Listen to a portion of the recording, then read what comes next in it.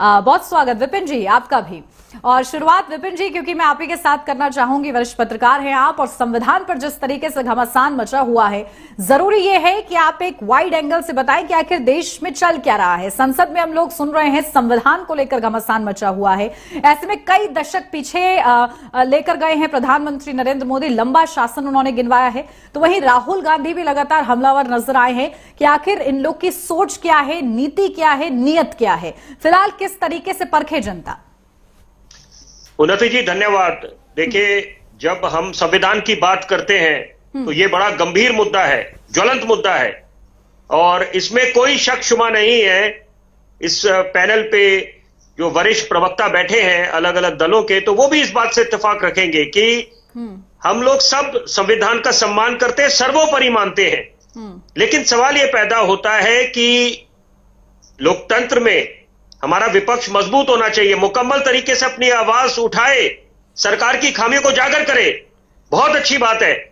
तो यहां पर ताकि सरकार जो उनकी विफलता रही है या कमी पेशी रही है उसको सुधारने में वो कामयाब हो और जनता के हित में और तेजी से काम हो। लेकिन सवाल ये पैदा होता है कि ये जो घमासान चल रहा है ये कितना दुर्भाग्यपूर्ण है, चिंता का विषय है। एक आम आदमी इन सब नेताओं को बड़ा आदर्श समझता है, रोल मॉडल समझता है, बड़ी उम्मीदें हैं कि जब लोकतंत्र के मंदिर में इनको चुन के भेजा जाता है कि यहां पर उम्मीद यह होती है कि जितने अधूरे काम है वो अंजाम तक पहुंचेंगे, मुकम्मल होंगे। लेकिन इसके बीच जो ये तकरार चलती है, आप हेल्दी डिबेट करें, बहुत अच्छी बात है, debate and discussion, dialogue and discussion, ये जरूरी बात है। लेकिन जो संवाद की प्रक्रिया होनी चाहिए वो अगर घमासान में तब्दील हो जाएगी तो ये बहुत चिंता का विषय बन जाता है कि ये क्या जरूरत आन पड़ी। सवाल ये पैदा हो रहा है। तो आपकी दर्शकों की जानकारी के लिए मैं बोलना चाहूंगा, ये 2024 के जो चुनाव है, फेस्टिवल ऑफ डेमोक्रेसी, लोकतंत्र का महापर्व, ये अमूमन देखा जाता है कि एक दूसरे पे तीखे प्रहार होते हैं। और 2024 का लोकसभा का चुनाव सारे राजनीतिक दलों के लिए बहुत अहमियत रखता था। भाजपा क्योंकि उनको वापसी करनी थी, और कांग्रेस जिसका एक स्वर्णिम इतिहास रहा है हिंदुस्तान की राजनीति में, आजादी के बाद कौन सत्ता पे काबिज रहा इतने वर्ष, बड़े महानुभाव दिए। तो यहां पर लेकिन लोकसभा के चुनावी मैदान में जब नेता उतरे, विपक्ष उतरा, तो वहां पर एक नैरेटिव था कि जब भाजपा को प्रचंड बहुमत मिल जाएगा तो वो लोग संविधान बदल देंगे। जबकि बड़ी जरूरी बात है, देखिए, जानकारी पूरी होनी चाहिए, आधी अधूरी जानकारी खतरे की बात है। तो यहां पर जब देश के माननीय प्रधानमंत्री ने आश्वस्त कर दिया था कि अगर बाबा साहब भीमराव अंबेडकर भी आ जाएंगे तब भी संविधान को कोई बदल नहीं सकता, तो बिल्कुल एक बात के लिए इस बात को विराम लग जाना चाहिए था कि जो ये एक तरफ से नैरेटिव था।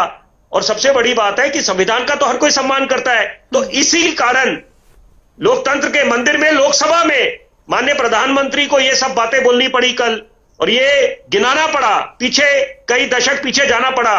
और उन्होंने पंडित नेहरू जी के बारे में, इंदिरा गांधी जी के बारे में बात करा। उन्होंने बताया कि वो काला अध्याय हिंदुस्तान के इतिहास में क्या कोई मिटा सकता है। जब इमरजेंसी लगा दी गई थी 75 से लेकर 77, वो दौर जो बाकी विपक्ष के नेताओं पे उन पे जो बीती थी। और वही बात है कि बोलना बड़ा आसान होता है कि हम लोग संविधान का सम्मान करते हैं।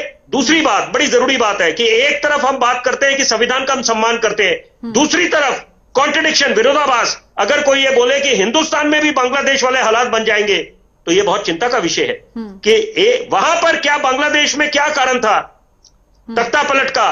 उनका एजेंडा था कि आपने सरकार को गिराना है। तो यहां पर संविधान का अगर हम सम्मान करते हैं तो ये भी संविधान हमारे को सिखाता है, ये सीख देता है कि जो चुनी हुई सरकारें हैं उसका हमने सम्मान करना है। डेमोक्रेटिकली इलेक्टेड है ये सरकार, भले ही उनको पूर्ण बहुमत नहीं मिला, और जैसे विपक्ष बोलता है बैसाखियों के सहारे ये सरकार बना पाए, सत्ता पे काबिज हुए, वो एक अलग मुद्दा है। लेकिन आपको सम्मान करना है। और यही बात भाजपा के कुछ नेताओं पे भी लागू होती है जो बिल्कुल बेतुकी बातें कर जाते हैं। तो मुझे लगता है इस समय बेशुमार चुनौतियां हिंदुस्तान के सामने। अगर हम सपना संजो के बैठे कि हिंदुस्तान को हम महाशक्ति बनाएंगे, आत्मनिर्भर बनाएंगे, विश्व गुरु बनाएंगे, और विकसित भारत का जो सपना है 2047 तक का, तो वो कैसे पूरा होगा। आपने तीसरी महाशक्ति भी बनना है आर्थिक, तो वो कैसे मुमकिन होगा? तो यहां पर अभी कोरोना काल, सदी की जब सबसे बड़ी महामारी आई, तो वहां पर अब चुनौतियां और हैं। बेरोजगारी अपनी एक चुनौती बना के बैठा हुआ है, महंगाई अपनी जगह। बिल्कुल। तो यहां पर इस बीच कम से कम ये अपेक्षा करी जाती है अंत में। पर घमासान शुरू हुआ है, तब से एक सवाल है कि सिर्फ संविधान की बात होगी या संविधान में जो लिखा है उसका सम्मान भी होगा, और आपने भी अपने वक्तव्य में उस ओर कहीं ना कहीं संकेत दिया है विपिन जी। ठीक है, आपके पास